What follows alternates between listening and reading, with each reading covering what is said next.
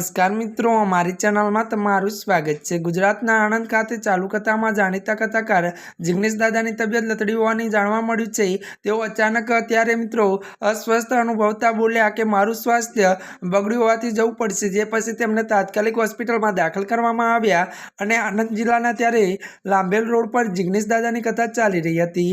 ત્યારે તેમનું સ્વાસ્થ્ય અચાનક બગડ્યું અને પરસેવો વળી જવાથી અને તેમને તબિયત લથડવાથી તેઓ કથાને અધૂરી છોડી સારવાર માટે હોસ્પિટલ દાખલ થવાનું નક્કી કર્યું। હાલ તેમની તબિયત સ્થિર હોવાનું જાણવા મળી રહ્યું છે।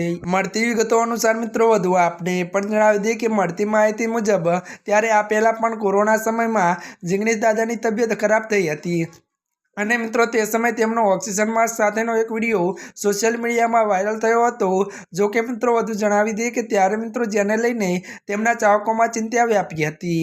જ્યાં મિત્રો અત્યારની આ મોટી ખબર મળી છે ત્યારે મિત્રો આજના માટે આટલું જ। અમારી ચેનલમાં નવા હોય તો અમારી ચેનલને મિત્રો તમે લાઈક, શેર અને સબસ્ક્રાઈબ કરી દેજો। ધન્યવાદ।